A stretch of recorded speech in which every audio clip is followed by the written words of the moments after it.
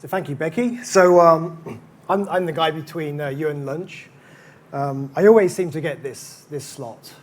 I mean, every time I'm presenting, I get this slot. I really don't know why. It's a total mystery to me, but here we go. So to help you wake up an appetite, we're going to be speaking a little bit about ROI and perhaps how we can reimagine ROI for SEO. So this is sort of the holy grail of SEO. I mean, I think organizations have been trying to figure out ROI for SEO since SEO was born. So I think we came to a stage now where we need to address this in maybe a slightly different way.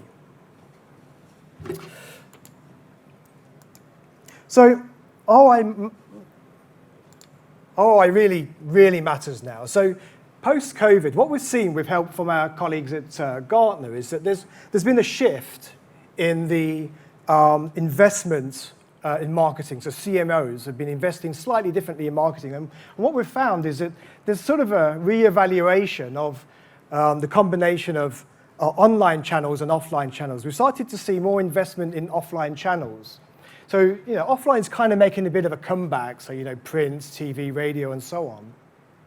So what that means is that this slice of the pie for online channels is reduced a little bit, but the owners of those online channels are fighting for a larger slice of that slightly smaller pie.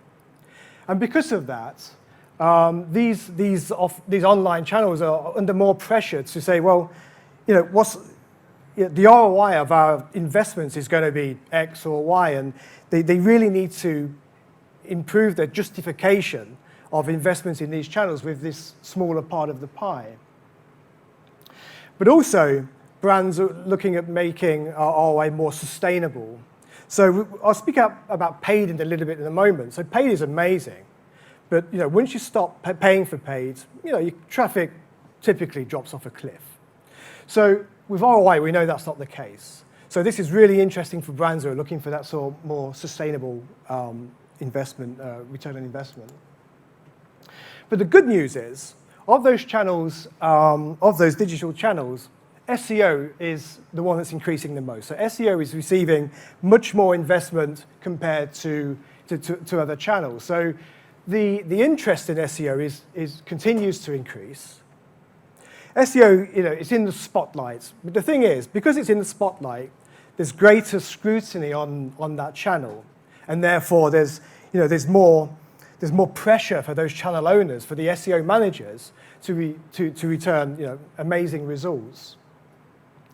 And as I mentioned, due to economic uncertainty, many of these brands are still pushing for more sustainable growth, because sustainable growth is the only real driver for true future value. But this is really great news for us as SEO. However, in most organizations, we've got two roles. And these roles don't always see eye to eye, of course. So we've got the SEO managers, and SEO managers are really focused on their metrics. They're looking at different metrics than executives. So SEO managers and SEO practitioners are really focusing on, how easy is it for Google to crawl my site, crawlability. How much of my site is being indexed and therefore potentially being surfaced in SERPs, so indexability. They're also focusing on ranking and so on. So there's a whole range, there's hundreds of different KPIs, of course, that SEO managers are focusing on. And ultimately, they're looking at visits. And this is amazing. This is super. This is exactly what SEO managers should be doing. But on the other hand, business leaders and executives, they're really looking at revenue and return on investment. So they're looking at things like lifetime value and ROAS and customer acquisition costs, which at the end of the day is pounds, euros, and so on. So these two folks are focusing on their two main areas, but there's not much of a bridge between them.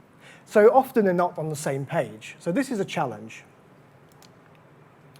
But the thing is with paid media, this scenario is ideally dovetails into the executive role, because it's easy to understand. You put £1 in the PPC slot machine, and you get X pounds, hopefully, plural, back. It doesn't always work out that way, but for the sake of today's conversation, let's say it does.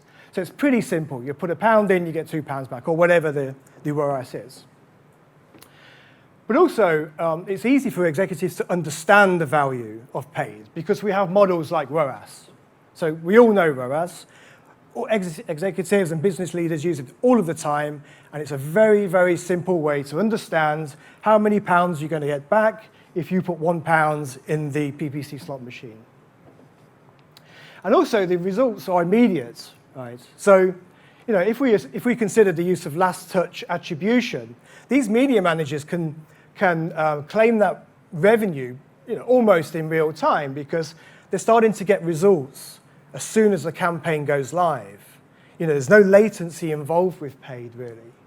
So in this scenario, paid really does have some great advantages, absolutely. So that model puts SEO at a disadvantage. And three main things. The first thing is, today, there's no standard model for calculating the return on investment of SEO. I think we can agree with that. I've worked with, or my company works with over 400 large enterprise customers, and I think we've probably seen 400 different attempts at calculating ROI in SEO. So today there's no standard model comparable to ROAS. But also, one reason for that is because there's no agreement and understanding of the costs of SEO. So as you know, SEO is super complex, right? Or it can be super complex, It touches so many different parts of the business. Through SEO optimization, we've got technology costs, human capital costs, we've got content creation, we've got dev costs, infrastructure, third parties, agencies, I guess the list can go on and on and on. So it's very difficult to track the costs of implementing SEO optimizations, and therefore, downstream, it's difficult to develop that model. And because it's very complex, we have this kind of if-depends mentality where, an executive might ask an SEO, and, how much are you going to make me this quarter or this year? And the answer is often, well, it depends. We can tune our content. We can do a keyword research project. We can invest in infrastructure and a few more servers to make the site faster. So, it depends. It's very difficult. And I think what we find is, it depends. It's very valid due to the complexity of SEO, but the business leaders, it doesn't really give them faith. The return on investment in SEO is more based on faith than true hard facts and data. So that kind of puts us SEO folks at a disadvantage. So this results in kind of a, what do we call it? Yeah, a vicious circle whereby, first of all, there's a knowledge gap. SEO is quite complex, right? So, and it's not always understood by the business. So the business, as I just mentioned, is often looking at the return on investment of SEO in terms of faith rather than proof. Is the first point, the knowledge gap. The second point is investment gap. So, as I mentioned, it's really great that we see continued investment in SEO. That's super. However, the thing is, PPC is today the digital marketing standard, mainly because it's reliable and it's predictable, and we can predict the ROI, and it's understood by the business very well. And then there's the performance gap. So this is a strange one. We say lack of sufficient performance data. With SEO, we are drowning in a sea of data. However, the issue with SEO is that we know it's more of a, more of a marathon than a sprint. So we can get all of that performance data. We can get revenue data. We can make certain assumptions around attribution and so on. But more often than not, it takes too long. We don't have that immediate effect that we have with paid. So the SEO works on the project. They identify what needs to be optimized on the site. Those optimizations get sent to the dev team. It goes on a backlog. That backlog can be from a few weeks. I've got one customer who had a backlog of 3 years for SEO optimizations. 3 years, imagine. So the thing is, whilst we're waiting for those optimizations to be implemented, they have to be implemented first, and then we have to wait for them to get that performance data. The world's moved on, and the executive is, gone on to the next big thing. So the immediacy is a real issue there. And then finally, there's the proof gap. So that's the lack of agreed standard or the lack of agreed model for SEO. So, this kind of vicious cycle goes on and on and on. So we need to think of ways that we can break this cycle, and we need to think of ways that we can really and properly prove the return on investment of SEO. So just 3 things. What can we do to kind of break this vicious cycle? The first thing is to demonstrate rapid results. So I'll talk about this a little bit more in a moment. But imagine if there was a way to negate that backlog from weeks, months, possibly years, and get SEO optimizations implemented in minutes or hours, not even days. That's one really interesting. That could be a game changer. The second thing is there's no standard model, so we need a mechanism to track revenue and to show and to have a model which is similar to ROAS, for example. That would be awesome, I think. But also, as I mentioned a couple of times, SEO is super complex, right? So we want to make SEO understandable to non-experts. I mentioned there is a sea of data. There's a sea of data, but we don't have a lot of information.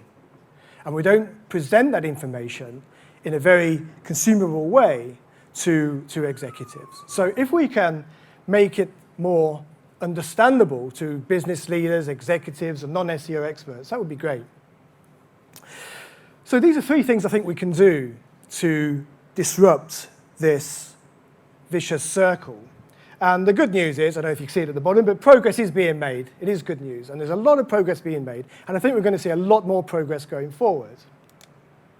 So the journey to this SEO Nevada for SEO, ROI Nevada for SEO, excuse me, is the journey's begun. So just a couple of examples. So this is just from my experience. I've been working with some cosmetic brands over the last couple of months. So there's one brand, I won't name them today, but a leading cosmetic brands, and they've been using some technology which helps them to implement SEO optimizations very quickly. It just happens to be a product that Bodify, my company, has. It's called Page Workers. Other products do a similar kind of thing, but in this case, they implemented 7 optimizations in 15 days. So 7 doesn't sound like a big number, but the thing is, they had a backlog of 3 to 4 months. So the SEOs can say to their dev team, look, we've got these 7 things we really need to change. And the dev team would say, that's amazing, super, thanks very much, put it in the list. And then perhaps, if you're lucky, because, if there's no catastrophe on the site or if something breaks, you're going to get your optimizations a couple of months later. Awesome. And then maybe a couple of months after that, you might start seeing some results. That's a 4-month delay. That's a lot of latency. So this particular customer implemented 7 optimizations in 15 days. A second example, which is also interesting, it's another cosmetics company, but this is a group comprising of, I think, 25 different brands. It's huge. Everybody knows them. So they took 2 weeks to go live on 75 optimizations, different optimizations on 12 sites. So some of those optimizations were the same on the different sites. But the thing is, this would have took potentially years to implement these. And because of the way that these tools work, it's giving the SEO the power and the ability to make the changes on the site without involving the IT team. So it's empowering the SEOs much more. And due to this, our customer estimated that it cost 10 times less cost reduction to implement those SEOs compared to the traditional manner. So this is, rapid results are really now possible. We need to think about how we can implement SEO optimizations outside of the standard development cycle and backlog. We need to think of a new way to do that. And also, it's complex. So I think we're getting to this point now where, SEO is not necessarily a black box. If we can get the right data and turn that into information and present it in a way that's easy to understand, that's it's going to be leaps forward there.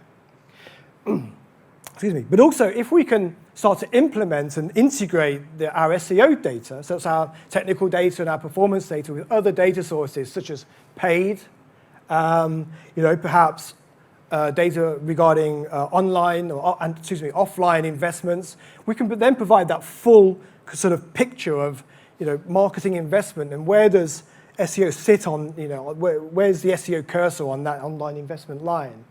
So integrating all of these different data sources, especially paid, is super important. So we can then very easily make comparisons. And also I've mentioned here simplified and accessible dashboard. So I wasn't so keen on using the word dashboard. SEO data can be complex, or it is complex, we know that. So I think what we need to do is to consider what's the profile of a young executive today? They're millennial folks who have grown up on the web. They've grown up with real time.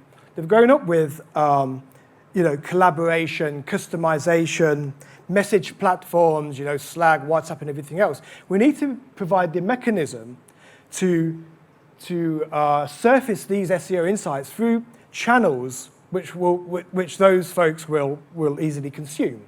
So, dashboards are super useful, but you could argue that not everybody consumes information in an efficient manner through a web-based dashboard in a browser and so on. We need to think about mobile and we need to figure out messaging and so on. So if we can simplify the way that information is presented to those users, I think that will also provide leaps and bounds of progress. So finally, if we can do that, we get everybody on the same page. We won't have that. You remember the slide where we have the executive and we have the SEO. We're bringing them together, and then that gives SEO a bigger say at the marketing table. But there is a final piece of the puzzle which brings all of this together. So going back, so for paid media, we have ROAS. We love it. It's great and it's simple. But why not, for the sake of today's conversation, let's say we need a new model. We need something which is specific only for SEO. And for the sake of today's conversation, let's call it ROS. Sounds nice. It's similar to ROAS. It's ROS, 4 letters, and that's the return on search spend. So now we've got our friends in paid with their ROAS model, and we've got us in SEO with our ROS model working together, bringing together the SEO experts and the executives at the same marketing table. So imagine if we can overcome all of those challenges we just talked about and define a simple model called ROS. I think this could be very interesting. And our customers have been telling this.